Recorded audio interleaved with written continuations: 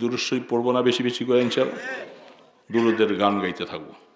আমার জীবনে যেন প্রত্যেক দিন কমপক্ষে 100 বার 200 বার দুরূদের আমল আসে। চলাফেরায় হাঁটা বসায় ছোট্ট দুরূদ পড়বেন, সাল্লাল্লাহু আলাইহি সাল্লাম, সাল্লাল্লাহু আলাইহি সাল্লাম, সাল্লাল্লাহু আলাইহি সাল্লাম। অল্প সময় দেখবেন অনেক দুরূদ হবে। সুবহানাল্লাহি ওয়া আলহামদুলিল্লাহ, লা ইলাহা ইল্লাল্লাহ, আল্লাহু আকবার। সুবহানাল্লাহ ওয়া আলহামদুলিল্লাহ, লা ইলাহা ইল্লাল্লাহ, আল্লাহু আকবার। সুবহানাল্লাহি ওয়া বিহামদিহি, সুবহানাল্লাহ। এই তাসবিহগুলি সবসময় পড়ব। সকালে 100 বার, বিকালে 100 বার। চেষ্টা করবো না ইনশাআল্লাহ? দেখবেন আল্লাহ পাক আখিরাতে ধনী বানাই দিবেন। আর আমরা গুনাহ তো করছি, নিরিবিলি বসে আল্লাহর কাছে মাপ চাওয়া, আল্লাহ মাফ করে দাও। এই জন্য আমি শরীরের মধ্যে চুলকাইলে, যেই জায়গাটা চুলকায়, আমি চুলকাইলে আমার জায়গাটা শনাক্ত করে চুলকাইলে মজা লাগে বেশি। আরেকজনকে বললে বললে এখান দিয়ে এখান দিয়ে এরকম বলেন। আমি গুনাহ করছি, আমি মাপ চাইলে আমার আল্লাহ যে খুশি হবে, আরেকজনকে দিয়ে তো খুশি হবে না। পাপ করছি আমি, মাপ চাইব তো, এটা আমার জন্য জরুরি। শেখ ফরিদউদ্দিন আত্তার রহমতুল্লাহ আলাইহি বহু বড় মানুষ ছিলেন, অনেক বড় মানুষ ছিলেন। আল্লাহর ওলি হয়ে গেছেন, বহুত বড় লেখক হয়ে গেছেন, অনেক কিতাব লিখেছেন। এরা তো আল্লাহর ওলিও মানে না। এই যে লামাজাবিরা, এরা ওলি আল্লাহ বিশ্বাস করে না, পীর বিশ্বাস করে না। বেশ লাগাইছো তুমি ইমানটা, এটা এমন একটা দিনের মধ্যে বিষয়গুলি দিয়ে আসছো। এরা আল্লাহর ওলিও বিশ্বাস করে না। আপনারা বিশ্বাস করেন? বিশ্বাস না করলে বড় পীর সাহেবের নাম দিছি কে লেখা? বিশ্বাস করি দেখি তো দিছি।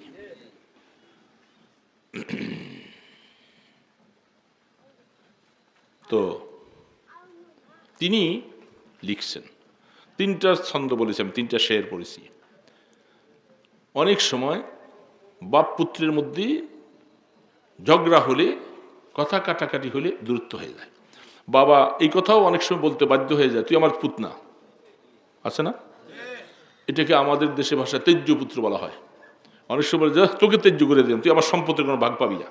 যখন গোস্বা হতে হতে হতে হতে বেশি হয়ে যায়, বন্ধুর সাথে জীবনে অনেক মিল, অনেক মহব্বত, কিন্তু এই বন্ধুর সাথে অনেক সময় একটু ভুল বুঝাবুঝি হওয়ার কারণে সম্পর্ক নষ্ট হয়ে যায় না, বিচ্ছিন্ন হয়ে যায় না।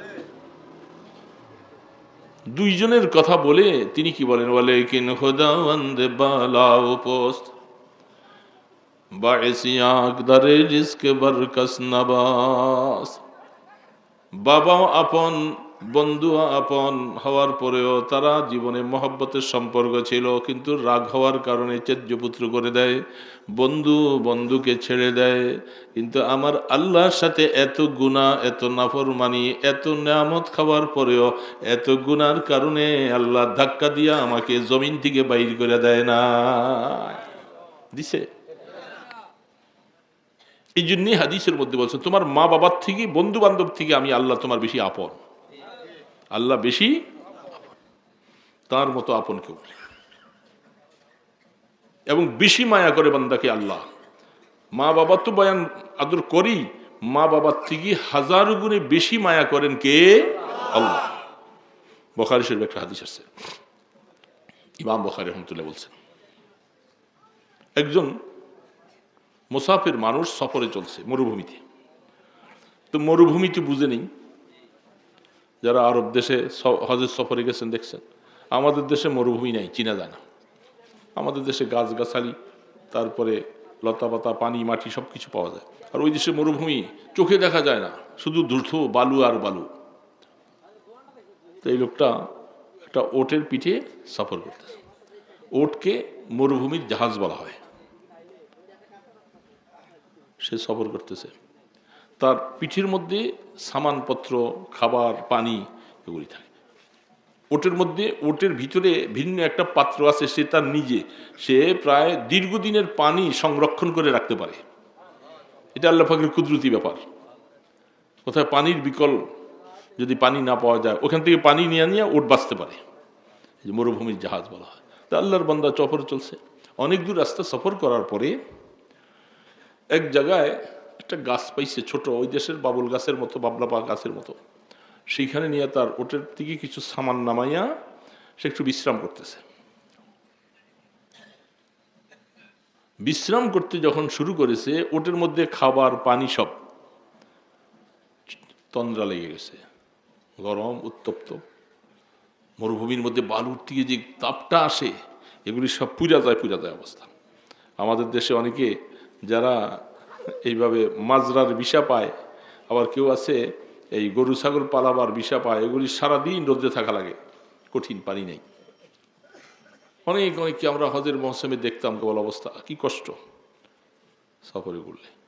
তো এই লোকটা যখন চোখটা লেগে গেছে, চোখ লেগে যাওয়ার সাথে সাথে আবার একটু পরে চোখটা খুলছে, খুইলা দেখে ওটটা তার পাশে নেই। বলেন কেমন মুসিবত! যে ওটটা পাশে রাইখে সে বিশ্রাম করতেছিল, ঘুম লেগে গেছে, ঘুম আসছে, এখন ওইটা দেখে ওট নাই, উঠা পাগল হয়ে গেছে। পানি সেখানে, খাবার সেখানে, আর আমি এই বালু পাড়াইয়া যাবো কেমনে? কোনোভাবে সম্ভব না, সম্ভবই না। অনেক খোঁজাখুঁজি করলে নাই নেই নেই। পিপাসায় কাতর হয়ে গেছে, পিপাসা এত বেশি, পানি কই পাবে, এমনিতে মরা লাগবে। সর্বশেষ নৈরাশ হয়ে গেছে, আর আমার বাচ্চাও হবে না, ওটু পাবো না, আর বাড়িতে আর ফিরে যাব না। বাড়িওয়ালাদেরকে সংবাদ পৌঁছাবার কোনো মাধ্যম, এই সফরে হায়াত শেষ। এখন ঘুরে চেষ্টা করে, বুখারী আলী রহমা হাদিস সরাসরি, তিনি আল্লাহর হাবিবের সাদ ফরমান, এবার আইসা আবার ওই বিছনার মধ্যে কলেমা পড়ে মৌতের ভাঁজ করে এখন শুয়ে পড়ছে, বাস এই অবস্থা আমার মৌত হয়ে যাবে। চোখটা আবার লাগছে, আহা, চোখটা লাগছে, কিছুক্ষণ পর আবার চোখটা খুলছে, খোলার পরে দেখে ওটটা তার শিয়রে দাঁড়ানো। সুবহানাল্লাহ। রাসূল পাক সাল্লাল্লাহু আলাইহি ওয়াসাল্লাম হাদিস বলছেন, বুখারী আলী রাহমা বলতেছেন,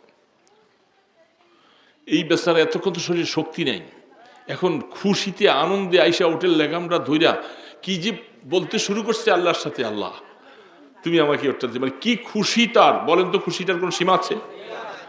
জীবন মরণ অবস্থা আল্লাহ পাক এখন এই জিনিসটা পাকে তার আনন্দের সীমা নাই, খুশিতে আল্লাহর কাছে শুকর আদায় করতে শুরু করেছেন। রাহমাতুল আলাম মুহাম্মদুর রাসূলুল্লাহ সাল্লাল্লাহু আলাইহি ওয়াসাল্লাম, তিনি ইরশাদ ফরমান, হে আমার উম্মতেরা, এই লোকটা হারানো ওটটা পাওয়ার পরে যেরকম খুশি হয়েছে, কেমন খুশি হয়েছে এটা তো সবাই বুঝে। আরে আমার বান্দা, আমার আল্লাহ পাক বলতেছে, আমার কোন বান্দা আমার থেকে দূরে সরে চলে গেছে, আমার সাথে এমন একটা সম্পর্ক হয়ে গেছে, সে আমার হুকুমও পালন করে না, আমার কথা মতো চলে না, দীর্ঘদিন তার এইভাবে হায়াত চলছে। ওই লোকটা ভুল বুঝতে পারছে যে আমি আল্লাহর সাথে ভুল করতেছি, এটা তো আমার জীবন না, আমি তো মরতে হবে, কবরে যাওয়া লাগবে। হঠাৎ করে তার অনুভূতি, অনুশোচনা ফিরে আসছে, ফিরে আইসা আল্লাহর কাছে মাফ চাওয়া শুরু করছেন, আল্লাহ আল্লাহ আমাকে মাফ করে দেন, আমি তো বুঝি নাই, না বুঝি ভুল করে ফেলছি। রহমতে দো আলম বলেন, কোন ভুলা বান্দা আল্লাহর কাছে আইসা আল্লাহ বলে ডাক দিলে আল্লাহ পাক ওই লোকটা হারানো ওট পাইয়া যা খুশি, তার থেকে হাজার গুণে বেশি খুশি হইয়া যায়।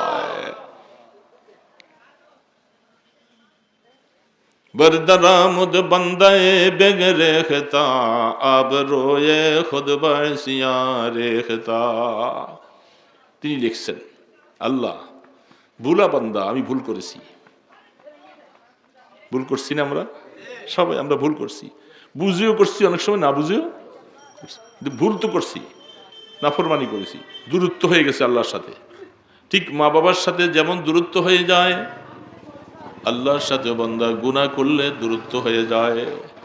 এই দূরত্ব যখন চলতে থাকবে তখন আল্লাহ পাকের রহমত পাওয়া কষ্ট হয়ে যায়, যেহেতু দূরত্ব। এই জন্য বহু হাদিস কোরআনের মধ্যে আছে, কোন আল্লাহর বান্দা ভুল ত্রুটি গুনাহ করে দূরত্ব বুঝার কারণে যখন ফিরে চলে আসে, আইসা যখন নিরিবিলি বসে যখন গুনাহ মাপ চাইতে থাকে, কাঁদতে থাকে, চোখের পানি ছাড়তে থাকে, আল্লাহ রাব্বুল আলামিন বলে, বান্দা যে দূরত্বটা হয়েছিল আমি গুনাহ মাফ করার কারণে তোমাকে আমার কাছে ডেকে নিয়েছি। मैं आपके पास और कुछ लेने के लिए आया हूँ, मिठा दीजिए मैं मिटने ही को आया हूँ। হাকিম মোহাম্মদ থানভী রহমতুল্লাহ আলাইহি তার কাছে তার অত্যন্ত মহব্বতের প্রিয় ব্যক্তিত্ব খাজা আজিজুল হাসান মজ্জুব রহমতুল্লাহ আলাইহি দরবারে যেয়ে বলতেছেন, হযরত আমি তো একেবারে নিষ্ঠা মানুষ ছিলাম, ইংরেজি শিক্ষিত ছিলাম, দাড়ি কামাইছি, টাই ছিল গলার মধ্যে, প্যান্ট পরা ছিল, টাকনুর নিচে প্যান্ট ছিল, টুপি কাকে বলে কোনোদিন চিনি নাই।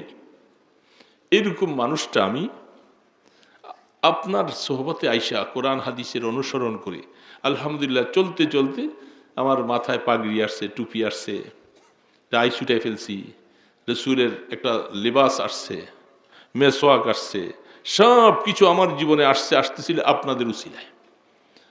তো আমি আপনার কাছে আসছি, আমি কোনো কিছু চাই না আপনার কাছে, শুধু একটা চাই যে আমার ভিতরে যে একটা আমিত্ব আছে এটা যেন আপনাদের সোহবতে আসার কারণে এটা যেন আমার থেকে দূরে সরে যায়। আমিত্বটা সবচেয়ে বড় গুনাহ, এটা যেন সরে যায়। এই জন্য আমাকে মিঠাইয়া দিতে আসছি আপনার কাছে, বিলীন করে দিতে আসছি, অন্য কোনো কিছুর জন্য আসি নাই। मसनद इश्क का अंदाज निराले देखिए, उसको छुट्टी ना मिली जिसने सबक याद किया। अब सोहे जुस्तजो बहर इश्क की किनारा की, बस उसको डूब ही जाना है, बस तुम्हें पार हो जाना। এই খাজা আজিজুল হাসান মজ্জুব রহমতুল্লাহ আলাইহি লিখতেছেন, যিনি থানভী রহমতুল্লাহ আলাইহির খুব প্রিয় ভাজন কাছের ব্যক্তিত্ব। তিনি বলতেছে, দুনিয়ার মানুষ দেখো, আশেক আর মাশুক যদি হও, আল্লাহকে যদি কেউ ইশকের আন্দাজে মহব্বত করে, ভালোবাসে, মহব্বতটা যদি অন্তরের মধ্যে জায়গা দেয়, তুমি চিন্তা করো খোদার বান্দা, এই মহব্বত আর ইশকের একটা মহাসমুদ্র আল্লাহ পাকের কাছে আছে না? মহাসমুদ্র আল্লাহ পাকের কাছে। ইশক মহব্বত এটা আল্লাহর কাছে সবচেয়ে বড় জিনিস। তিনি চায়, কোরআনের মধ্যে আল্লাহ পাক নিজে বলতেছেন, ইন কুনতুম তুহিব্বুনাল্লাহ ফাত্তাবিউনি ইউহিব্বুকুম ওয়া ইয়াগফির লাকুম যুনুবাকুম ওয়াল্লাহু গফুরুর রহিম। এই বান্দা, যদি তুমি আমার মহব্বত চাও, এই মহব্বত মানে হব্বিয়ত, ভালোবাসা, প্রেম, ইশক, বুঝছেন তো এখন? তাহলে আল্লাহকে যদি কেউ মহব্বত করে, ভালোবাসা, এই জন্য আল্লাহ পাকের মহব্বতের বিশাল সাগর আছে।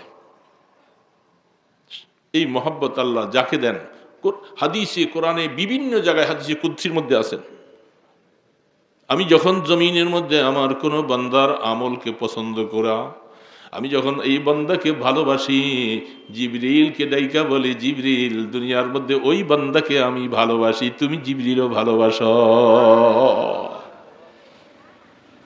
জিবরিল এলান করে দাও, সমস্ত হাদিসগুলি খুলে দেখেন সহিহ সনদের সাথে।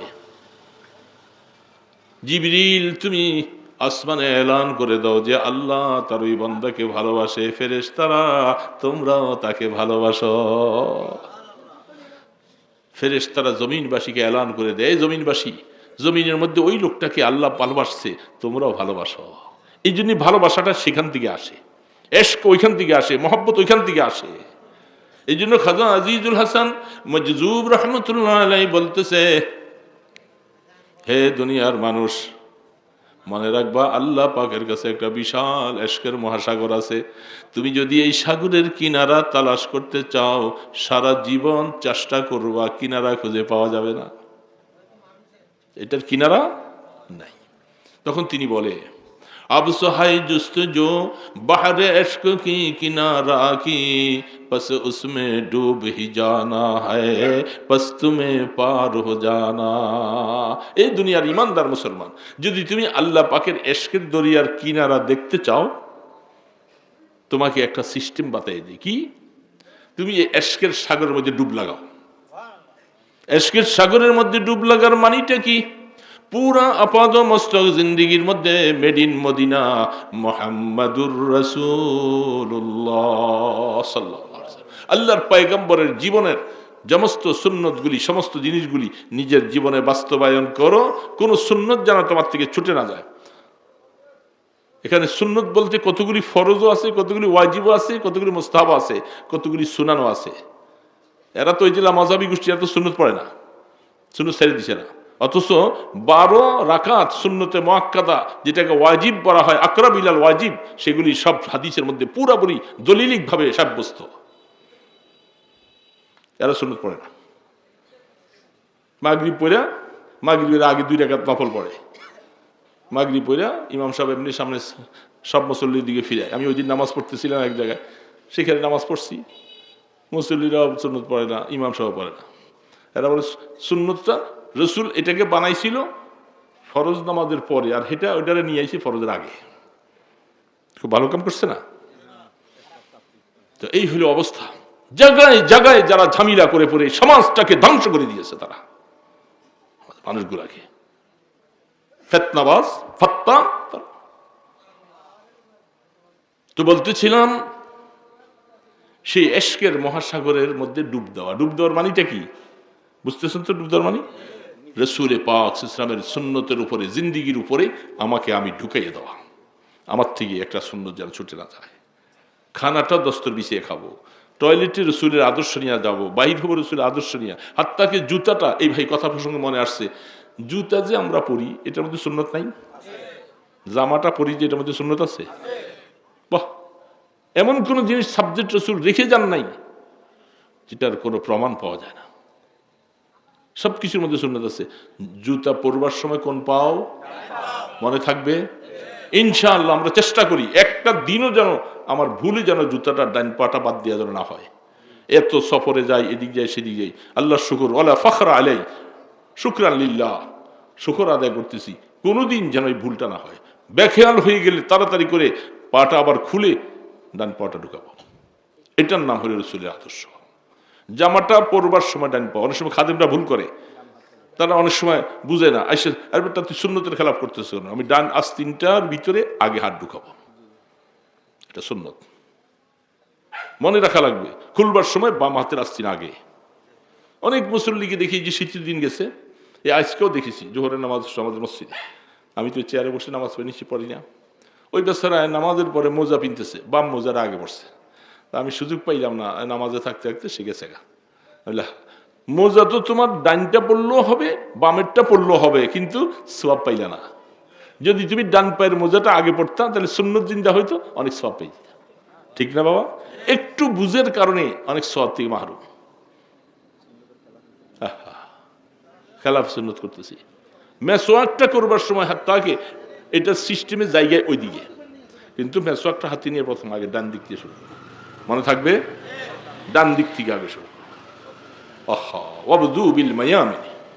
আল্লাহ রসুল বলছে ডান থেকে শুরু করে, ডান থেকে কাউকে দিবা, খাইবা, পান খাইবা, শুধু চাটার বেলায় আসলে একটু বাম হাতে খাওয়া যাবে, কি বলেন? ঠিক না? কি হইব এটা অসুবিধা কি? গতকাল আমাদের সিটির থেকে 2 জন অফিসার আসছে, অফিসে বসে চা খাইতেছে। মানুষ যদি ব্যাককল না হয় তাইলে অনেক সময় দেখে দেখে অনেক কিছু শিখা যায়, ঠিক না? ব্যাককল মার্কা যেগুলি ওগুলো শিখানো যায় না। অনেক দিন এক জায়গায় আমি এই যে আমরা চা খাইতেছি ডাইন হাতে খাইতেছি, উনি একটু কিছু ডাইন হাতে খাইয়া বেচারা মনে কাল হাতের মধ্যে কাল উজবিস লাগে, সবসময় তো ডাইন হাতে তো খাই অভ্যাস না, আমার কাপড় বাম হাতে খাইতেছে। হ্যাঁ, কি করলেন স্যার, এতক্ষণ ডাইন হাতে খাইলেন, এই আবার একটু বাম হাতে কিনলে গেলেন, তাহলে বোঝা গেছে যে হ্যাবিট, সে অভ্যাস হয়ে গেছে বাম হাতে খাইয়া। ডাইন হাতে আমার দেখায় একটু বসছিল, কিন্তু আবার ওইদিকে বাম হাত হয়ে গেছে। আবার যুক্তিটা আছে, এগো যুক্তি কিন্তু আপনি ফালাই দিতে পারবেন না।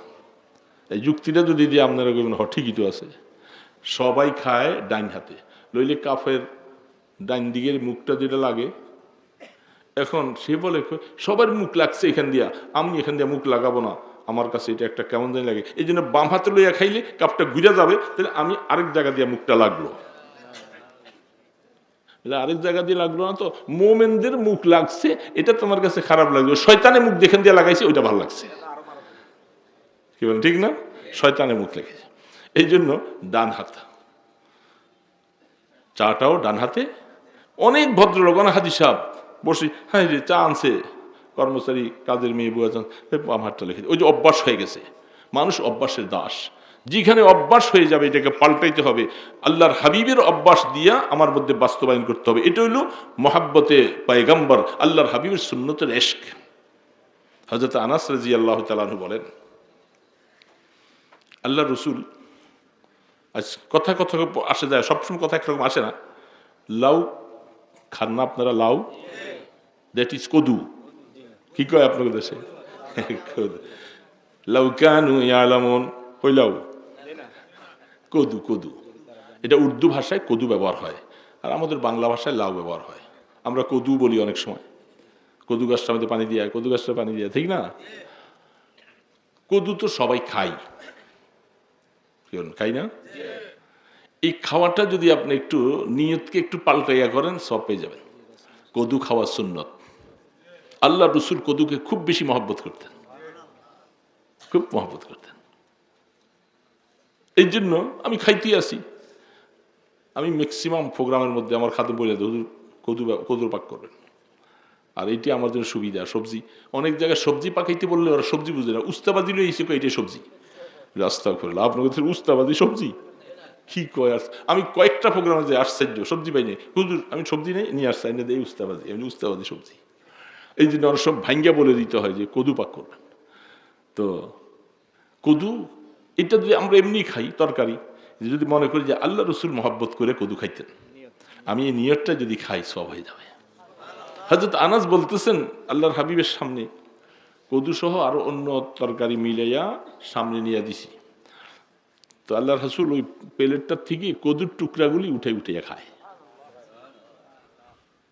কদুর টুকরা, তাহলে রাসূল কত ভালোবাসেন। এই জন্য এটা সুন্নত যদি মনে করে করি, তাহলে আমি সওয়াব হয়ে যাবে। আর সুন্নত ছাড়া এমনি খাওয়া গেলে হয়ে যাবে। অনেক কাজের মধ্যে শুধু যেটা সুন্নত আমি পাবো যে রাসূল করেছেন, আমি সেটা করব। পারবো না ইনশাআল্লাহ? তো হযরত আনাস বলতেছেন, ওই দস্তরখানের মধ্যে রাসূলকে খানা দিছি। অনেক অনেক মানুষে বলে এই প্লেটটাই দস্তর। হাদিসের মধ্যে আলাদা দস্তরের সবুত পাওয়া যায়। দস্তর আলাদা, কাপড়, মোটা কাপড় কিছু বিছাইতেন রাসূলকে, শরীদ খাইতেন, অনেক সময় বানাই একসাথে হাম দিতেন খেতেন। ওই দস্তরটা আমি উঠাইয়া কিছুদিন রাখছি, পরে একটু ময়লা হয়েছে। মনে রাখবেন, দেখেন এই দস্তরটা যখন আমি রাখছি, একদিন মনে হইল আল্লাহ রসুল যখন ব্যবহার করছে, আমি এটা সাবান দিয়া দেবো না, আমি এটাকে দেখি একটা লোহার কাঠির মধ্যে ঢুকাইয়া আগুনের মধ্যে নিয়ে ধরছে। সুবহানাল্লাহ বলেন। আগুন, আজীব কথা। হযরত আনাস বলতেছেন, আগুনের মধ্যে আমি লোহা দিয়া দস্তরটাকে ধরলাম, দস্তরটা পুরা দেখি আগুনে সব গ্রাও করে ফেলছে। গ্রাও করে একটু পরে দেখি ময়লাগুলি সব পরিষ্কার, দস্তরটা একটা সুতাও জ্বলে না। আল্লাহু আকবার। কি আলে আরিফা বাশদ মুহাম্মদ, জামালে দিলবরা বাশদ মুহাম্মদ, জমিরা ইজ্জশা বাশদ মুহাম্মদ, ফলক রাবা হিজাব বাশদ মুহাম্মদ। আল্লাহু আকবার। আল্লাহর পয়গম্বর ব্যবহার করছে। হযরত আনাস বলতেছেন, আমার ইয়াকিন হয়ে যায় রাসূল ব্যবহার করেছেন, রাসূলের মোবারক হাত লাগছে, এই দস্তরটা দুনিয়ার আগুন জ্বালায় নাই। আমার বিশ্বাস ঠিক রাসূলের সুন্নতকে যারা এইভাবে আঁকড়ে জীবনে আমল করবে, জাহান্নামের আগুন তাদেরকে স্পর্শ করবে না।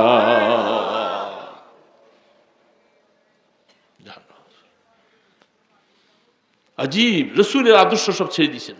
ইউটিউবের মধ্যে খুলতে দেখা যায় মাযহাবিওয়ালারা ফতোয়া দিয়ে দিয়েছে টুপি লাগে না, টুপি ছাড়াই এখন চলবে। এখন সব যুবকেরা টুপি ছাড়া শুরু হয়েছে। কিন্তু আগে টুপিটা ব্যবহার করতো, অনেক সময় পকেটে রেখে দিত, নামাজ পড়তে গেলে টুপিটা মাথায় দিয়া। এই জন্য এগো ফতুয়া পাইছেন, টুপি ছেড়ে দিছে। অথচ টুপির সম্পর্কে হাদিস আছে, রাসূল টুপি ব্যবহার করে পাগড়ি ব্যবহার করতেন, তৈল ব্যবহার করতেন বেশি, এই জন্য টুপির নিচে আলগা একটা কাপড় দিয়া রাসূল টুপি পরতেন, টুপিটা যেন তৈলি কম লাগে। আল্লাহ রসুলের বাবরি চুল ছিল, তৈল ব্যবহার করতেন। আর সেই জায়গার মধ্যে টুপি উঠে গেছে, রাখবে না, কদিন বাদে লুঙ্গিটাও ফালাই দিব। কি আশ্চর্য অবস্থা! সব কেবল সুন্নত দেখো, সুন্নত, এটা রসুলের নামাজ, এটা রসুল, এটা দেখো, সবকিছু দেখো, কিন্তু এই প্যান্ট যে এটা রসুলের কাপড় না, এটা বুঝো না। দাড়ি কামানো যে রসুলের আদর্শ না, এটা বুঝো না। হ্যাঁ, এই জন্য হ্যাঁ সব ঠিক আছে, এই যে পিছনে পিছনে সব ঠিক আছে বলতেছে, আপনার সব ঠিক আছে বলেন না কেন? এই যে উনি এখানে এসে সব ঠিক আছে বলতেছে, তাহলে আমাদের আলোচনা সব ঠিক আছে নাকি? এগুলি এগুলি সব উল্টাপাল্টা। কত দেখছেন, এই যে দেখেন, আর দুনিয়ার জায়গা পাও না বাবা, তুমি এখানে আসছো কেন ঠিক আছে ঠিক আছে বলতে? তুমি এখানে ঠিক আছে, আর একটু দূরে সরে দাও। আল্লাহ, মনে রাখবেন, ব্যাপারটা বুঝেন, এটা চারটিখানি ব্যাপার নয়। আমি এখন ফতুয়া দিয়ে দিলে তখন বুঝবেন। এই কোরআনের আলোচনা, হাদিসের আলোচনা, এখানে কোরআনে আয়াত পড়া হচ্ছে, হাদিস বলা হচ্ছে, এই মজলিসের সাথে যারা বেয়াদবি করবে তাদের ঈমান বরবাদ হয়ে যাবে। কঠিন মাসালা আছে। হাদিস কার? কোরআন কার? আল্লাহ এবং রসুলের হাদিস স্পষ্ট আছেন। আল্লাহ রসুলের জীবদ্দশায় বড় আওয়াজে কথা বলছিল। আল্লাহ পাক বলছে, আনতাহবাতা আমালুকুম ওয়া আনতুম লা তাশউরুন, তোমাদেরকে ঈমান থেকে আমি বাইর করে দিব, তুমি খবরও রাখতে পারবে না, তোমার মতো বেয়াদব এখানে জায়গা হবে না, তুমি সরে যাও, তোমার ঈমান থেকে বাইর করে দিলাম। আল্লাহ পাক আয়াত নাযিল করে বলছে, আমার রসুলের সাথে বেয়াদবি, ঈমানটা বরবাদ হয়ে যাবে। নামে আদমশুমারি যদি মুসলমান থাকবি, কিন্তু আসলে তুই মুসলমান থাকবি না। লা তারফাউ আসওয়াতাকুম ফাওকা সাওতিন নবী, মানুষের কথার মতো আমার রসুলকে রেখো না। ডাকতেছে ইয়া মুহাম্মদ, বেয়াদব মাহরুমে গাস্তাজ ফজলে রব, যারা বেয়াদব এরা আল্লাহর রহমত থেকে মাহরুম থাকে, বুঝছেন? বেয়াদব আল্লাহর রহমত থেকে মাহরুম। তকদির উপরে এলায় কোনখান থেকে ঈমান ক্যান্সেল করে দিবি না বুঝতেও পারবা না। যাদেরকে এত কথা বলার পরেও বুঝে আসে না, এরা আসলে আদব দেখেন, এরা বেয়াদব। বেয়াদব মানে আদব নাই, এটা গালি না, এটা বেয়াদব মানে তার কাছে কি নাই, আদব নাই। তো আদব যার কাছে না থাকে তারে বেয়াদব বলে। আমরা অনেক সময় মাঝে মধ্যে মনে করতাম যে আদব এটা তো একটা সাধারণ ব্যাপার, এটা আদব করলাম বা করলাম না, এতে কি অসুবিধা। কিন্তু আদবের মাসালা সূরা হুজরাত খুলে দেখেন, আদবের মাসালায় মাঝে মধ্যে ঈমানও জায়গায়, তাহলে বোঝা যায় এটা সাধারণ ব্যাপার। সূরা হুজরাতের মধ্যে আল্লাহ রসুল হুজরাতুনের বহু বচন হুজরাত, কোরআন শরীফ একটা সূরাই আছে নাযিল হয়েছে সূরাতুল হুজরাত, যেটা মাদানী সূরা। আল্লাহর হাবিব তিনি, আল্লাহর নবীর বিবিরা ছিলেন 9 জন, সবার জন্য আলাদা কামরা ছিল। তো রসুল এক হুজরা মোবারকের মধ্যে তিনি বসে আছেন। বনি তামিম গোত্রের কিছু কিছু লোক আসছেন, গণ্ড মূর্খ, গাইয়া মানুষ বুঝে না, আইসা রসুলকে ডাকতেছে, ইয়া মোহাম্মদ তালহেনা উখরুজি ইলাইনা উখরুজি ইলাইনা, এ মোহাম্মদ আমাদের কাছে তাড়াতাড়ি আসো, আমরা একটু আসছি কথা বলার জন্য। হয় রসুলকে মোহাম্মদ বলে ডাকে, তাড়াতাড়ি চলে আসো আমাদের ভিতরে, এটা বেয়াদব না? এখন রসুল তো বলেন নাই, ভিতরে ভিতরে কষ্ট, এরা তো আদব শিখে নেই, নতুন মুসলমান হয়েছে মাত্র, আদব কালাম কিছুই নেই। নতুন নতুন মুসলমান অনেক সময় এরকম না, কিচ্ছু বুঝে না। আল্লাহ পাক কিন্তু, আমি হক কথা বলতে কাউকেও ভয় পাই না। আল্লাহ ভয় পান? আয়াত নাযিল হয়েছে। মানুষ পরস্পরে যেভাবে কথাবার্তা একজন আরেকজনের সম্বোধন করে ডাকে, আমার নবীকে এইভাবে ডাক দিবা না তোমরা, তোমরা আসলে আকল নাই, তোমাদের আকল শূন্যতা। দেখেন সেই জায়গার মধ্যে তাফসীরগুলি খুলে দেখেন, তফসিরে বাইজাবের থেকে তফসিরে কাশাফ, তফসিরে ইবনে মাজাহ, সব কিছু, ইবনে কাসির, সবগুলি খুলে খুলে দেখবেন, সেখানে লিখছে আল্লাহ রসুলের জিন্দিগিতে যেভাবে আদব ছিল, আল্লাহ রসুলের কবর মোবারকের মধ্যে আরাম করতেছেন সেখানেও। আর এই কথা প্রসঙ্গ আসে, লামাজাবিরা কি বলে জানে, আমাদের রসুল কবরে, বলেন তো আপনার জিন্দা না মুর্দা? সবাই বললেন না তো। এখন লামাজাবিরা বলতেছে রসুল কবরে মরা। কি বলেন? তারা রসুলকে জিন্দা মানে না। এখন আবার কি আয়াত কত দলিল দেয়, রসুল তো ইন্তেকাল করছেন, তো বাস্তব কথা, এটা আমরাও স্বীকার করি রসুল ইন্তেকাল করছে। ইন্তেকাল না করলে সাহাবারা কি এত নিষ্ঠুর যে জীবিত রসুলকে কাফনে করে কবরে রেখে দিয়েছে? এত নিষ্ঠুর? রসুল ইন্তেকাল, এবং যেটার উপরে হাদিস একটা দুইটা না অনেকগুলি হাদিস আছে। ওমর রাদিয়াল্লাহু বলছিল রসুল ইন্তেকাল করেনি, কারণ একটু হয়তো এই আল্লাহর সাথে তার মোলাকাত হচ্ছে, একটু বেখেয়াল হচ্ছে, কিছু একটু পরে রসুল হুশ এসে যাবে। এই কথা বলে ওমর মসজিদে নববীতে তরবারি ঘুরাইতেছে। আবু বকর সিদ্দিক রাদিয়াল্লাহু তাআলা আনহু তিনি আয়েশা হুজরা মোবারকে ঢুকছেন, ঢুকে চাদর মোবারকটা সরাইয়া আল্লাহ রসুল কপালের মধ্যে চুমা দিলেন। এটা আসারে সাহাবা, রসুল তো দুনিয়াতে এখন নাই, সাহাবাদের আসার, সাহাবাদের নিদর্শন। এই জন্য শরীয়তে এই মাসালাটা জায়েজ। কেউ যদি তার বাবা মৃত্যুর পরে, কোনো ওস্তাদ মৃত্যুর পরে তার কাফনের মধ্যে মোসামসি দোয়া কাজ হয়ে গেলে কপালে চুমা দেওয়া জায়েজ। আমি দিছিলাম জুনাইদ বাবনগরীর কপালে, বহুত কষ্ট করে সফর করে গেলাম। তো সেই লাশ আনার পর যখন সামনে আমাদেরকে সামনে নিয়ে গেছে সবাই, মানুষের কষ্টে ভিড়ে ঢুকা যায় না, অনেক কষ্ট করে। তো লাশের সামনে দেয়া কাফনটা বলতে অনেক দূর থেকে আসছিস, এত মহব্বত, এত ভালোবাসা, একটা নজর দেখি। তো দেখে আমি কপালের মধ্যে চুমা দিছি। অনেকে দেখে তো অবাক হয়ে গেছে, আমি যেটা সুন্নত দাঁড়ি করলাম, মহব্বত ছিল সেই জন্য করছি। কেউ যদি তার বাবার এইভাবে মৃত্যুর পরে চুমা দিতে চায়, এটা জায়েজ। বুঝে আসছে কথা? তো আবু বকর সিদ্দিক রাদিয়াল্লাহু তাআলা হুজরা মোবারকতে বাইরেছে, বাইরে দেখতেছে ওমর তো পাগলামি করতেছে। একজন বড় ছেলে, একজন ছোট ছেলে।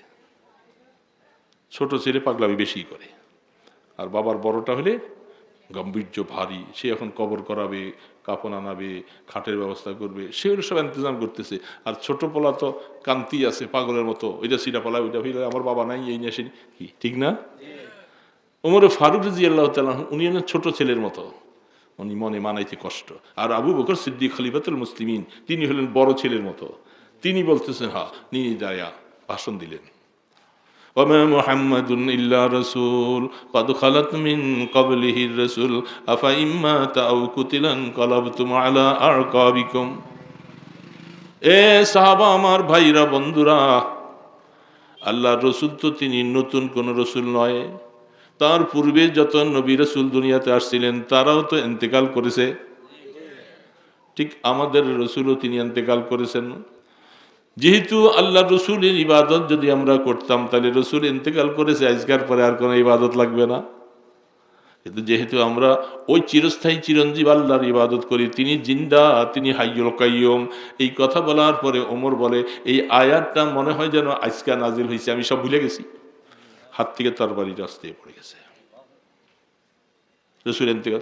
সাহাবাই কিরাম সবাই তো এই কথার একমত, রসুল ইন্তেকাল করছেন। এটা হাদিসটাও পাওয়া যায়, হযরত ফজল রাদিয়াল্লাহু তাআলা সহ যারা যখন আল্লাহ রসুলকে গোসল দেওয়াইতেছিলেন, তার আগে একদিন হাদিসের মধ্যে জিজ্ঞাসা করেছিল, রসুল আপনাকে গোসল দেওয়ার কাইফিয়তটা কিভাবে হবে? তখন রসুল বলছেন যে আমাকে গোসল দেওয়াইবা, তবে খুব সাবধানতার সাথে, আমার সতরের মধ্যে যেন নজর না পড়ে, যদি নজর পড়ে সাথে সাথে অন্ধ হয়ে যাবা। কঠিন মাসালা, পয়গম্বররা ব্যাপার, তাদের সতরের মধ্যে নজর, এই জন্য অত্যন্ত সাবধানতার সাথে গোসল দেওয়াইছেন। তো আল্লাহর হাবিব তিনি ইন্তেকাল করছেন, কি বলেন ঠিক না? কোরআন বলছে ইন্তেকালের পরে যে কথাগুলি হাদিসে আসছেন এগুলি সহিহ হাদিসে অনেক আছেন, এগুলি বুখারী করে কিতাবুল জিহাদের শেষে 13 পারার প্রথম দিকে আমরা হাদিসগুলি এগুলি ছাত্রদেরকে পড়াই। আল্লাহর শুকর, আমরা এগুলি দেখি, নিজে দেখে দেখে বলতেছি। পড়াইতে গেলে অনেকগুলি জিনিস দেমাগে আসে, মাঝে মধ্যে দেখলে অনেকগুলি মনে আসে না। ছাত্রদেরকে পড়াইতে গেলে গবেষণা করে দেখতে হয়। সেইখানের মধ্যে আসছেন যে আল্লাহর রাসূল সমস্ত আল আম্বিয়া কুল্লুহুম ফিল কুবুর হাইয়ুন, সমস্ত নবীগণ তারা কবরে জিন্দা, ওহুম ইউসাল্লুন ওহুম ইউরযাকুন, তারা কবরের নামাজ পড়ে তাদেরকে রিজিক দেওয়া হয়। তাহলে সমস্ত নবীদের যদি অবস্থা হয়, ইমামুল আম্বিয়া ওনার অবস্থাটা, এই জন্য রসুল কবরে জিন্দা। এবং বিভিন্ন হাদিসের মধ্যে আসছেন এই যে রসুলের কাছে আমরা দুরুদ ও সালাম পাঠাই, রসুল কবরে কিভাবে জিন্দা এটার সম্পর্কে হযরত হুজ্জাতুল ইসলাম কাসেম নানতুবি রহমতুল্লাহ আলাইহি লম্বা কিতাব লিখেছেন। এগুলি দেখলে আকল হয়রান হয়ে যায়, বুঝতেও পালপিটেশন লাগে হয়ে যায়, অনেক কঠিন। আল্লাহ রসুল বলতেছেন, ওগো আল্লাহ, আমি দুনিয়া থেকে চলে যাইতেছি, আমার উম্মতের খবর আমি কি করে রাখবো? দেখছেন, আল্লাহ পাক বলছেন প্রত্যেক সপ্তাহে সোমবার শুক্রবার উম্মতের সমস্ত আমলের লিস্টিটা ফেরেশতাদের মাধ্যমে আপনার কাছে পৌঁছে দেওয়া হবে। 2 নম্বর প্রশ্ন করলেন, আল্লাহ, আমার উম্মতেরা আমার উপরে দুরূদ ও সালাম পাঠাবে, আমি কেমন করে তাদের দুরূদ ও সালামগুলি জবাব নিব? বলে সাইয়াহিন নামক ফেরেশতা সারা পৃথিবী বিচরণ করবে, যেখানে রসুলের উম্মতেরা দুরূদ ও সালাম পাঠ করবে, আল্লাহ সুবহানাহু ওয়া তাআলা ওই ফেরেশতাদের মাধ্যমে প্রতি সেকেন্ডের ভিতরে রওজায়ে আতারে পৌঁছায়া দেয়। তাহলে প্রত্যেকটা সেকেন্ডে পৌঁছে যায়। তখন তানবী রাহমাতুল্লাহ আলাইহি লিখছেন যে রসুল সালাম, আপনার সালাম, আমরা এখান থেকে যখন সালাম পাঠাবো, এই সালামগুলি রওজা পাকে পৌঁছতেছে। এখন পৌঁছার সাথে সাথে যখন সালামের জবাব দেয়, আল্লাহ পাক বলেন, আমি ওই সময় আপনার রুহটা দিয়ে দেই যেন আপনি আপনার উম্মতের সালাম নিতে পারেন। সালাম নেবার জন্য রসুলকে আল্লাহ পাক রুহ দিয়ে দেন। হাকিম মোহাম্মদ থানবী রহমতুল্লাহ আলাইহি লিখছেন, এইরকম সারা পৃথিবীতে আনে ওয়াহিদের ভিতরে প্রতি সেকেন্ডে সেকেন্ডে লক্ষ লক্ষ সালাম আসতেছে। রুহ যখন একবার দেওয়া হয়েছে, নেবার মতো আর সুযোগ নেই, কাল সালাম আসতেই আছে আসতেই আছে। লিহাজা রসুল কবরে জিন্দা। বুঝছেন কথাটা? আর এরা বলতেছে রসুল কবরে মুর্দা। এরা আবার এই উম্মতের উম্মত দাবি করে, রসুলের উম্মত দাবি করো, রসুলের শানে এত বড় বেয়াদবি শব্দ বলতেছো, আবার উম্মত দাবি করো। আফসোস লাগে তোমাদের জন্য, করতে থাকো। মুষ্টিময় কয়েকটা জিনিস মাযহাব মানে না, অথচ আব্দুর রাজ্জাকের কথা মানে, তারপরে আরো কয়েকটা কি জানি নাম আছে, আমি ভুলে গেছি নামগুলি এখন। এদের কথা শুনে তো, এদের কথা শুনতেছো, এরা কি সাহাবাদের থেকে বড় হয়ে গেছে? এগুলো কথাটা ভালো লাগে, আর বড় বড় আলেমদের কথা ভালো লাগে না, নবীজির কথা ভালো লাগে না, সাহাবীদের কথা ভালো লাগে না, এগুলো মানো। তো তোমরা মাযহাব মাইনা আবার বলে আমরা মাযহাব মানি না। তকলিদে শক্তি ওই ব্যাটার কথা তো মানলা, তুমি যেহেতু কোরআন হাদিস বুঝো না কিছু, তুমি তার ব্যাটারটা শুনে মুসলমান। তা আমরাও বলতেছি এই হামাসুমাকে মানার দরকার নাই, ইমামে আজম আবু হানিফাকে মানো। তুমি মানতেছো ওই আব্দুর রাজ্জাককে, এরা মানে না মাযহাব, সবাই মানতেছে। আল্লাহ সুবহানাহু ওয়া তাআলা তাহলে আল্লাহ রসুল কবরে জিন্দা। তো রসুলের আদর্শগুলি, রসুলের সুন্নতগুলি, যা আখলাগুলি জীবনে যদি বাস্তবায়ন করা যায়, তাহলে এইটা হলো পয়গম্বরের সুন্নতের মধ্যে আমি ডুব দিলাম। ঠিক এরকম আল্লাহ পাকের ইশক, মহব্বত, ভালোবাসা, এটার জায়গা হলো কলব।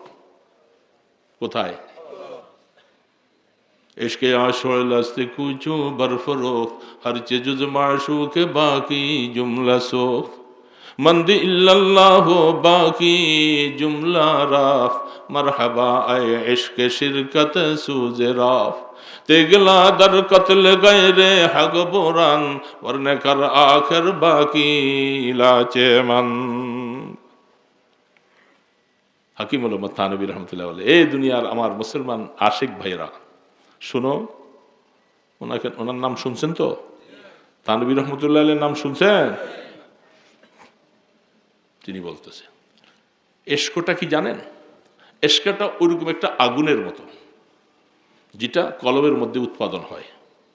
দুনিয়ার জীবনে দেখেন সুরতটা কি, গ্রামগঞ্জে এখন তো টিনের ঘর, আগে তো টিনের ঘরও আসিল না। কিন্তু বাবা টিনের ঘর আসিল কি, এর এই বনসন দিয়া নাড়ানুরা দিয়া কোনো রকম করে, টিনের ঘর তো ছিল না। ওই যে কালকে কোথায় যদি মাহফিল করতে গেছে, ওই নোয়াখালী দিয়ে খ্যারের মধ্যে বইছে সবাই। ওই দেশে গেলে কিন্তু খ্যার কুটা বিছিয়ে দেয়, উজানি গেলে খ্যার বিছিয়ে দেয়। এত চট এত বিছনা হোগলা পাইব কই? তো ওই জমানায় তো এই একটা চাটাই না, এক এক দেশে চাটাই হোগলা নিচে দিয়া কতগুলি খ্যার বিছাই দিয়া, খ্যারের উপরে হোগলা দিয়া দিয়া শুইছি আমরা, সেই মুরব্বীরা। খেরের একটা গরম আছে, লাগে খুব আরাম, ঠিক না? এরকম আগের দিনে এরকম ঘরও এত ঢাটফাট ছিল না, কারেন্ট ছিল না, মেজবাতিও অনেকের ছিল না, ওই গন্ধরব দিয়া কি, ঠিক না? একজনে ঘরের মধ্যে ওই ঘরে জ্বালাইলে বাকি ওনারা জ্বালাই নাই, কয়ে আমি নষ্ট করবো কি লেগা, ওটার থেকে লইয়া আল এক চেরাক থেকে আরেক জায়গায়, সারা ঘর বাড়ির চেরাক কিন্তু জ্বলে গেছে। কটার থেকে? তিনি তখন বলতেছে, দেখো এই ইমানদার ঘরের মধ্যে শুইছ, রাত্রিবেলা সব সামানা বন্ধ করে, বাতিটা তো একটা আছেই, বিড়ালটা ঢুকছে, চিকাটা ঢুকছে, ইঁদুর ঢুকছে, টিকটিকি ঢুকছে, ঢুকিয়া ওগুলো ওই যে যা যা খাইছে এগুলো কটকট কটকট করে সব তালাশ করে, পাতিলাটা ফালাইয়া দেয়, হান্ডিটার মুটকাটা ফালাইয়া দেয়, কি দেয় কি দেয় না? এখন না সব ফিটফাট, সব আগে তো ফিটফাট ছিল না। আমি মেসালও তো আগের মেসাল দিতেছি। তো আপনি দেখতেছেন আপনার বিবি সাহেব, আপনি 3-4টা থাপ্পড় দিলে এইটা, আরে গৃহস্থ সজাগ হয়ে গেছে, গৃহস্থ সজাগ হয়ে গেছে। আবার কতক্ষণ চুপ থাকার পরে আবার লাভ দেয়, এর তো এর ফিকিরে আছে, কোথায় সুটকিটা আছে, মাথার টুকরাটা আছে, এখন সব লকআপের মধ্যে ঢুকাই রাখে। ওই সময় তো এত লকআপ টকআপ ছিল না, শিক্ষার মধ্যে রাখছে, কিছু মধ্যে রাখছে, ফালাই দিছে। হ্যাঁ, তো বিরক্ত হইয়া মেজবাতিটা দিয়া জ্বালাইছে। এই ঘরটা কি হয়ে গেছে? আলো। যখন ঘরটা আলো হয়ে গেছে, এখন সব দৌড়াইছে। আরে মালিক তো এবার পুরা সজাগ, দিছে দৌড়, ইঁদুরে ঢুকে গেছে, বিড়াল দৌড়ে গেছে, টিকটিকি দৌড়ে গেছে, সবকিছু গেছে না গেছে? এই হাকিমুল উম্মত থানবী রাহমাতুল্লাহ বলে, ইশক আশোয়ে লাস্তে কুচু বরফরফ হর চেজুজ মাশুকে বাকি জুমলা সো। এ বান্দা, এটা একটা কলব, এটাকে আক্রান্ত করার জন্য শয়তান চতুর্পাশে অ্যাটাক করার জন্য বসে আছে। হাদিসে আছে স্পষ্ট, আশ-শাইতানু জাসিমুন আলা কুল্লি বনি আদম ইযা যাকারাল্লাহ খানাসা ওয়া ইযা গাফালা ওয়াসওয়াস। শয়তান আমাদের কলবটাকে নিয়ে খুব থাকে। যখন আমরা জিকির আজকার করি তখন দূরে সরে যায়, যখন জিকির বন্ধ আবার গপ করে এসে ধরে। এই জন্য বাতিটা যখন জ্বালাই দিয়েছেন শব্দের দূর হয়ে যায়। বলে, তুমি তোমার কলবের মধ্যে লাগাও লা ইলাহা ইল্লাল্লাহ, লা ইলাহা ইল্লাল্লাহ, লা ইলাহা ইল্লাল্লাহ মুহাম্মাদুর রাসূলুল্লাহ। খুব ইশকর মহব্বতের আগুনটা কলবে জ্বালা। এটা একটা মহব্বতের কলেমা। মহব্বত না লাগলে আর কলমা পড়ে নাই। কাফির মুশরিকের কাছে এই মহব্বত নাই, এরা পড়েন। এই কলমটার মধ্যে যখন আগুনটা জ্বালাবো, এই আগুন জ্বেলে উঠলে শয়তান দৌড়াবে, হিংসা দৌড়াবে, অহংকার দৌড়াবে, কিবির দৌড়াইব, মিথ্যা কথা, কিজব, ওজব, এগুলি সব টিকটিকি বিড়ালের মতো সব এরকম কলবের পিছনে আছে। আছে না নাই? প্রত্যেকের কলবে আছে। রিয়া আছে, হাসাদ আছে, বগজা আছে, কিনা আছে, আদাওয়াত আছে, ওগজ আছে, এগুলি সব কিছু আছে, আমাকে নষ্ট করার জন্য বসে আছে। যখন আমি এশকের আগুন যখন জ্বালাই দিব, এটা দিব দৌড়। দৌড় দিলে তে গেলা দার কাতলে গায়ে রে হাগ বোরান ওয়ারনেগার আখের বাকি লাচেবান।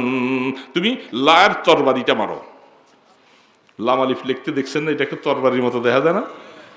ওই যে মসজিদের মধ্যে লেখা রাখে টান দিয়ে, একটা তলোয়ার, বিশাল তলোয়ার, এটা লাগাও, এটা মারো কলবের ভিতরে। লা ইলাহা ইল্লাল্লাহ, লা ইলাহা ইল্লাল্লাহ, লা ইলাহা ইল্লাল্লাহ। এই ঠিক ইল্লাল্লাহ যখন জরব কলবের মধ্যে পড়তে থাকবে, যখন এটা কাটতে থাকবে, সব কাটবে।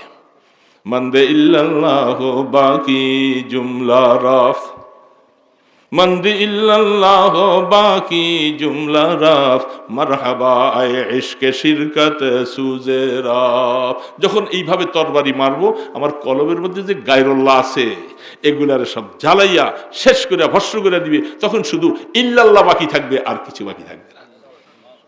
এই জন্য ইশকের দরিয়া ডুব দিতে হবে। আরে বাবা,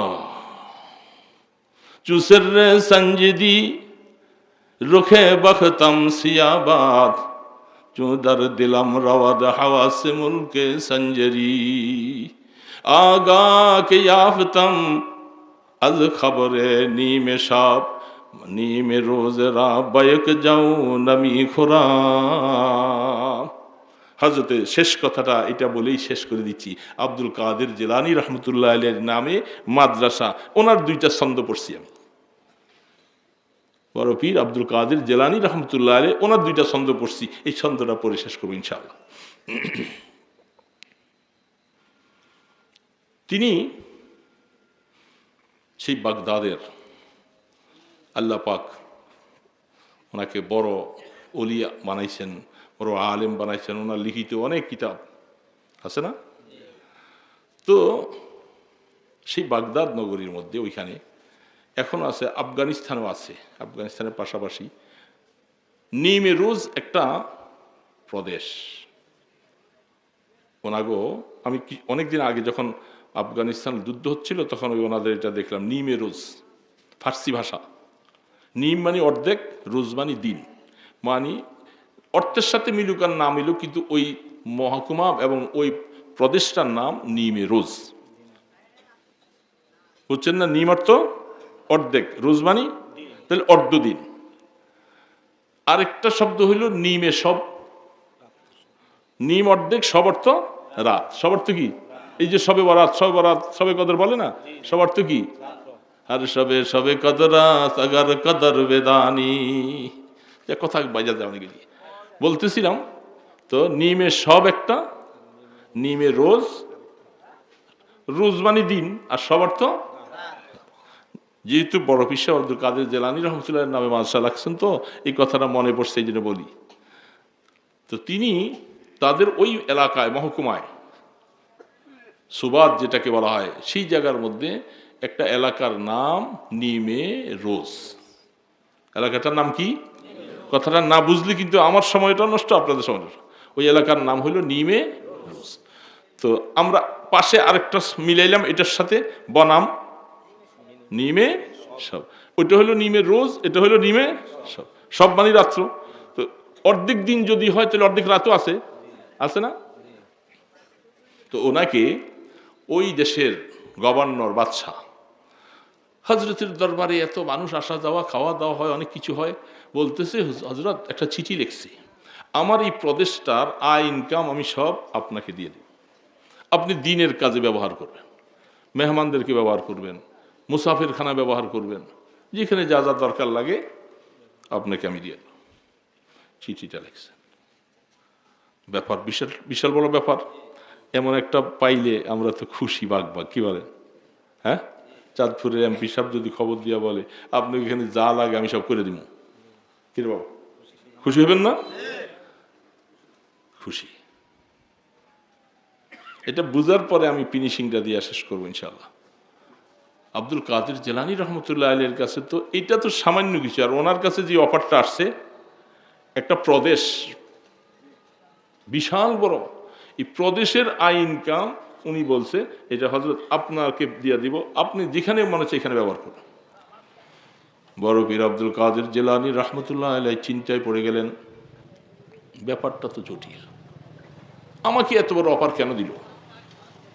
তাহলে আমার জীবনের এই যে মেহনত, ইবাদত, মুজাহাদা, হ্যাঁ, মোরাকাবা, যা কিছু জীবনে আল্লাহকে রাজির জন্য যা করলাম, আমার এটার প্রতি নজর পড়ে গেছে, এটার প্রতি এটা নজর পড়ছে। নজর পড়ে আমি মনে করছি ওনাকে এগুলো দিলে আমরা আমাকে বেড়া পার।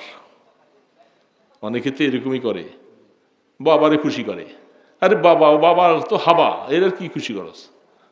অনেক সময় মাঝে মধ্যে পীরের পায়ে যে সেজদা করে, সাথে সাথে শিরিক, ইমান শেষ, ইমান বরবাদ।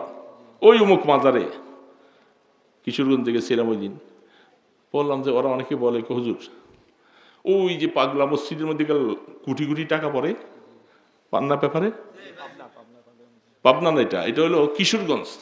হ্যাঁ, এটা মসজিদটা হলো কিশোরগঞ্জ, আমাকে দেখাইছে ওরা, এই যে মসজিদটা। তা আমি বললাম যে আসতে, যে পেপার খুললে হয়রান হয়ে যায়।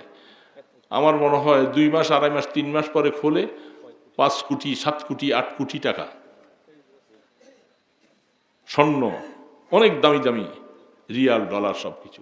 এখন এটা সরকারিকরণ করে ফেলছে, সরকার নিয়ে যায় টাকাগুলি সব। এখন ওই মসজিদের মধ্যে সারা বাংলাদেশের মানুষের মান্যত করে, এই সফর করে যায়, সেখানে দেয়া লাখ লাখ টাকা দিয়ে আসে। অথচ দেশের মাদ্রাসা উঠাইতে পারে না, গরিব মাইয়া বিয়া দিতে পারে না, এটা এতিম না খাইয়া মরে, ওরে দিব না, ওই ওই দিব সব ওই পাগলা মসজিদে। এরকম কিছু কিছু পাগল আমাদের দেশে আছে, আছে না? এই সব পাগলের গোষ্ঠীরা এরা ওই বাবার পায়ে সেজদা করবো, এই করবো, সেই করবো, মান্নত করবো, শিরিক করবো। আল্লাহ পাক বলতেছেন যদি শিরিক করো তোমার রাস্তা শেষ। ওয়া ইউশরিক বিল্লাহ, মনে রাখবো। সেই জন্য আসমান থেকে কিভাবে পড়ে গেল। তো কথা সেটাই। তো এখন বড় পীর আব্দুল কাদের জিলানী রহমতুল্লাহ আলাইহি বলতেছে আমার এই ইবাদত বন্দিগির উপরে মনে হয় বাদশার নজর পড়ছে, বাদশাহ নজর পড়ে আসে, আমার এত বড় অফার দিতেছে, আর এই অফারের দিকে যদি আমি একটু চোখ উঠাই আমার তো শেষ হয়ে যাওয়া। বাদশাহ এরকম সারা বিশ্বের বাদশারা যদি আমার উপরে খুশি থাকে আমার কি লাভ? যদি আমার আল্লাহ খুশি থাকে তাইলে না লাভ, যে বাদশাহ যিনি তিনি খুশি থাকলে আমার লাভ। এখন তারা অপার করার কারণে যদি ওই বাদশাহ যিনি তিনি যদি নারাজ হয়ে যায়, এই আব্দুল কাদের তোরে ইবাদত বন্দি করার তৌফিক তো আমি দিছি, নামাজ পড়ার তৌফিক আমি দিছি, জিকির করার তৌফিক আমি দিছি, মোরাকাবা করার তৌফিক আমি দিছি, বাদশাহ কি দিছে? তো ওই বেটার অফারের দিকে তুমি এত খুশি হয়ে গেলা? যদি এরকম প্রশ্নটা আমাকে কইরা বসে বরবাদ সব। এই তখন তিনি চিঠিটার উল্টা পৃষ্ঠে লিখতেছে ফার্সি ভাষায়,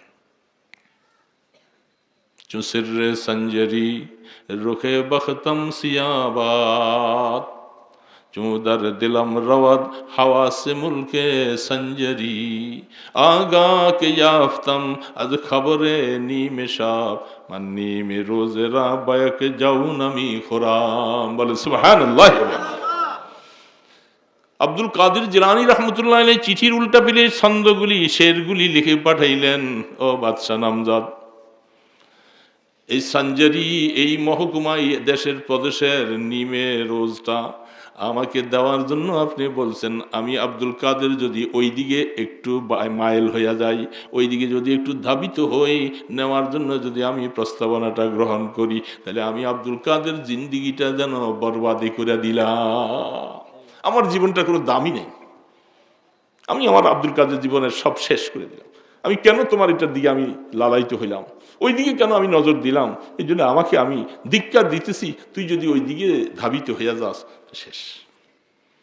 তো মনে রাখো বাদশাহ, জাগা কেয়াফতম আজ খবরে নিমে শাব, মান নিমে রোজে রা বায়ক যাও নামি খোরা। খবর মনে রাখো বাদশাহ, তুমি অফার দিছিলা নিমে রোজ, আর আমার কাছে আরেকটা মুলকিয়তের আরেকটা রাজত্বের খবর আছে, ওইটার নাম হলো নিমের সব অর্ধরাত্রি। তোমারটা হলো অর্ধ দিন আর আমারটা কি অর্ধ, বুঝছেন? অর্ধরাত্রিটা কি?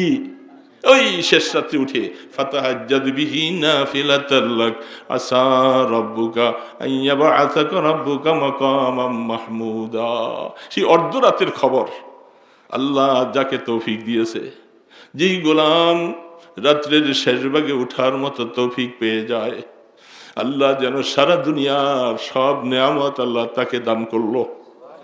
শেষ রাত্রের গবেষণা, উঠা, জিকির, আজকার, তেলাওয়াত, তাসবিহ, তাহলিল, মুনাজাত আমার আল্লাহ পাকের কাছে খুব পছন্দ হয়। কোরআনে বিভিন্ন আয়াতে আল্লাহ পাক বলছেন, বান্দা আহা তুমি রাত্রের শেষ ভাগে উঠে আমার কাছে চাও, তোমার গুনাহ মাফ হয়ে যাবে। এই জন্য বাবা রমজান আসতেছে, এখনো রাত্রটা ছোট নয়, বড় আছে।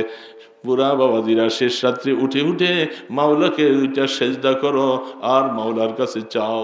রমজান আসতেছে, সাহারি খাওয়ার একটু আগে উঠে 2-4 রাকাত নামাজ পড়ে মাওলার কাছে চাও বাবা, দেখবা এমন একটা নেয়ামত আল্লাহ তোমাকে দিয়েছে, এর থেকে বড় নেয়ামত আর হতে পারে না। তাতাজাফা জুনুবুহুম আনিল মাদাজি ইয়াদউনা রাব্বাহুম খাউফান ওয়া তামা। আমার বান্দারা রাত্রের শেষ ভাগে আরামের বিছনাটার থেকে নিজের পিঠটাকে আলোক করে ফেলে, উঠে তারা আমাকে ডাকতে থাকে, আমার কাছে রোনাজারি করতে থাকে। আল্লাহ পাক এইভাবে বলতেছে, ওয়াবিল আসহারি হুম ইস্তাগফিরুন। এই জন্য তিনি বলতেছেন, এ বাদশা শোনো, তুমি আমাদের নিমের রোজ অফার করছো, আর আমি একটা খবর পাইছি, এটার নাম হইল নিমের সব। তো দুনিয়ার মধ্যে নিমের সবের খবর যে পায় সে নিমের রোজের রাজত্বকে একটা জবের দানা দিয়েও খরিদ করে নিতে রাজি না। বেশি টাকা তো দূরের কথা, রিয়াল দানার দারহাম তো দূরের কথা, একটা জব মানে একটা গম, একটা গমের দানা দিয়েও এই নিমের রোজকে কেউ কিনে নিবে না, যাকে নিমের সবের রাজত্বের খবর আল্লাহ পাক দিয়েছে। জাগা কে ইয়াফতাম আজ খবরে নিমে সব, মান নিমে রোজেরা বয়কে যাও নামি খোরাম। এই আব্দুল কাদের জিলানী রহমতুল্লাহ আলাইহি ওনার নামে মাদ্রাসা দিচ্ছেন। ইয়াকিনকে মজবুত করেন, লেখাপড়া ভালো করেন, ওস্তাদেরা সহ এলাকার লোকজন আল্লাহর সাথে তাআল্লুক করেন, মহব্বত করেন। মাদ্রাসার টাকার জন্য এত বেশি চিৎকারও করা লাগবে না, টাকা আল্লাহ পাক ঘাড়ে ধরে পাঠাবে। এই জন্য নামটা যার, নামের বরকত ওইভাবে নেওয়ার চেষ্টা করবেন, করবো তো ইনশাআল্লাহ। আল্লাহ সুবহানাহু ওয়া তাআলা আমাদেরকে এই কথাগুলি যা শুনছি আমল করার তৌফিক দান করেন। আস্তাগফিরুল্লাহ আল্লাযী লা ইলাহা ওয়া আতুবু ইলাইহি, আস্তাগফিরুল্লাহ আল্লাযী লা ইলাহা ইল্লা হুয়াল হাইয়ুল কাইয়্যুম ওয়া আতুবু ইলাইহি, লা হাওলা ওয়া লা কুওয়াতা ইল্লা বিল্লাহিল আলিয়্যিল আযীম। আল্লাহুম্মা সাল্লি আলা মুহাম্মাদ وعلى آله وأصحابه وبارك وسلم. اللهم صل على محمد وعلى آله وأصحابه وبارك وسلم. اللهم صل على محمد وعلى آله وأصحابه وبارك وسلم. দুরূদ শরীফ পড়বো না বেশি বেশি করে ইনশাআল্লাহ, দুরূদের গান গাইতে থাকবো। আমার জীবনে যেন প্রত্যেক দিন কমপক্ষে 100 বার 200 বার দুরূদের আমল আসে। চলাফেরায় হাঁটা বসায় ছোট্ট দুরূদ পড়বেন, সাল্লাল্লাহু আলাইহি সাল্লাম, সাল্লাল্লাহু আলাইহি সাল্লাম, সাল্লাল্লাহু আলাইহি সাল্লাম। অল্প সময় দেখবেন অনেক দুরূদ হবে। সুবহানাল্লাহি ওয়া আলহামদুলিল্লাহ, লা ইলাহা ইল্লাল্লাহ, আল্লাহু আকবার। সুবহানাল্লাহ ওয়া আলহামদুলিল্লাহ, লা ইলাহা ইল্লাল্লাহ, আল্লাহু আকবার। সুবহানাল্লাহি ওয়া বিহামদিহি, সুবহানাল্লাহ।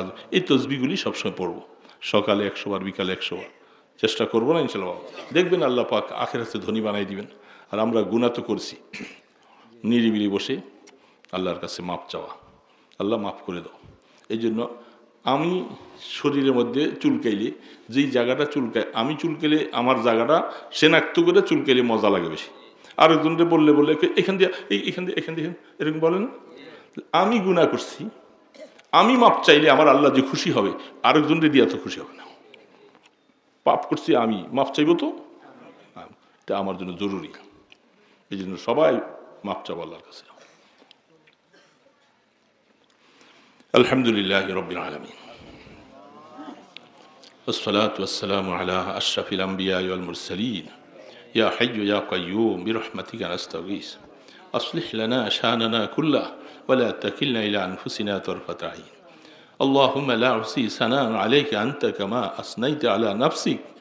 اللهم آت نفسي تقواها أنت خير من زكاها أنت وليها ومولاها فاطر السماوات والأرض أنت ولي في الدنيا والآخرة أنت ولينا في الدنيا والآخرة توفني مسلما والحقني بالصالحين.